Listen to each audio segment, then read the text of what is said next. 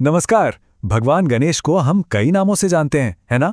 और मजे की बात यह है कि हर नाम के पीछे एक बड़ी ही दिलचस्प कहानी छिपी है। तो आज चलिए उनके एक बहुत ही प्रसिद्ध नाम एकदंत के पीछे की कथा में चलते हैं।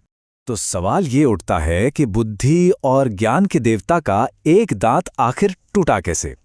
सोचिए जरा, भगवान गणेश, जिन्हें हम विघ्नहर्ता कहते हैं, वो एकदंत क्यों कहलाए? इस रहस्य का जवाब ना एक बहुत ही पुरानी और सुंदर कथा में छिपा है। एक ऐसी कहानी जो हमें कर्तव्य, सम्मान और त्याग के बारे में बहुत कुछ सिखाती है। तो चलिए, कहानी की शुरुआत के लिए हम चलते हैं सीधा कैलाश पर्वत की शांत और दिव्य वादियों में। कल्पना कीजिए, चारों तरफ शांति है और यहीं पर एक पवित्र वचन लिया जाता है जो आगे चलकर एक बहुत बड़े टकराव की वजह बनने वाला था। तो कैलाश पर माहौल एकदम शांत था। भगवान शिव और माता पार्वती विश्राम कर रहे थे और इसी समय उनके प्रिय पुत्र गणेश को एक बहुत ही जरूरी काम सौंपा गया। उन्हें कहा गया, प्रवेश द्वार की रक्षा करो और किसी को भी अंदर मत आने देना। ये एक पवित्र जिम्मेदारी थी और गणेश ने इसे पूरे समर्पण के साथ स्वीकार किया। और गणेश ने कहा, जैसी आज्ञा पिताश्री, आपकी शांति को कोई भंग नहीं कर पाएगा। अब देखिए, ये सिर्फ कुछ शब्द नहीं थे, ये एक बेटे का अपने माता पिता के प्रति अटूट विश्वास और समर्पण था।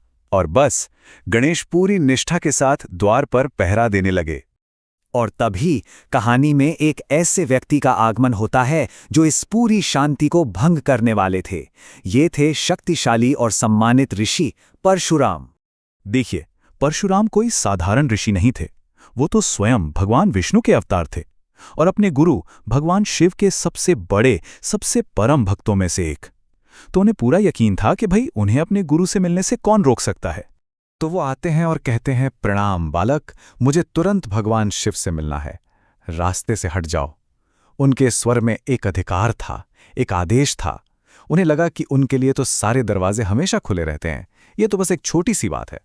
लेकिन गणेश ने जवाब दिया, प्रणाम ऋषिवर, मेरे माता पिता आराम कर रहे हैं और उन्होंने किसी को भी अंदर आने से मना किया है। मैं आपसे अनुरोध करता हूं कि कृपया आप थोड़ा इंतजार करें। अब देखिए, गणेश ने कितनी विनम्रता से लेकिन कितनी मजबूती से अपना कर्तव्य निभाया। और बस यहीं से दो महान शक्तियों का टकराव शुरू हो गया। अब जब परशुराम जैसे महाक्रोधी ऋषि के अहंकार को ठेस पहुंची, तो फिर शब्दों की लड़ाई एक असली युद्ध में बदल गई। कैलाश का वो शांत मैदान अब एक रणभूमि बनने जा रहा था। परशुराम को ना सुनने की आदत बिल्कुल नहीं थी। एक बालक उन्हें रोक रहा है, ये उन्हें अपना अपमान लगा और उनका वो प्रसिद्ध क्रोध वो जाग उठा। उन्होंने अपना सबसे दिव्य अस्त्र, अपना परशु उठा लिया। और ये परशु कोई मामूली कुल्हाड़ी नहीं थी। ये तो स्वयं भगवान शिव ने परशुराम को भेंट की थी। एक ऐसा अस्त्र जिसे कोई हरा नहीं सकता। और विडंबना देखिए, ये उसी शिव का अस्त्र था जिनकी रक्षा का वचन गणेश ने लिया था। और फिर क्या था? कैलाश की वो पवित्र धरती एक युद्ध क्षेत्र में तब्दील हो गई। दोनों के बीच एक जबरदस्त युद्ध शुरू हुआ। परशुराम एक के बाद एक शक्तिशाली प्रहार कर रहे थे, लेकिन गणेश, वो अपने अद्भुत कौशल से हर वार को नाकाम कर रहे थे। उन्होंने साबित कर दिया कि वो सिर्फ एक बालक नहीं, बल्कि एक महान योद्धा हैं। और अब कहानी उस मोड़ पर आ पहुंचती है जो सब कुछ बदल देगा। ये वो पल है जब गणेश के सामने एक ऐसी दुविधा आती है जो उनके भाग्य को हमेशा हमेशा के लिए बदलने वाली थी। जब परशुराम के सारे दांव पेंच नाकाम हो गए, तो उन्होंने गुस्से में आकर अपना ब्रह्मास्त्र चला दिया। उन्होंने अपने अजेय दिव्य परशु को अपनी पूरी शक्ति के साथ सीधा गणेश की ओर फेंक दिया। अब सोचिए, गणेश के मन में क्या चल रहा होगा। एक तरफ वो उस कुल्हाड़ी को रोक सकते थे, लेकिन ऐसा करने से उनके पिता के दिए हुए उपहार का अनादर होता, और दूसरी तरफ अगर वो उसे नहीं रोकते तो उन्हें चोट लगना तय था। ये सम्मान और कर्तव्य के बीच एक बहुत बड़ी दुविधा थी। और गणेश ने सम्मान को चुना। उन्होंने वही चुना जो महान आत्माएं चुनती हैं। अपनी सुरक्षा से कहीं ऊपर उन्होंने अपने पिता के अस्त्र का मान रखा।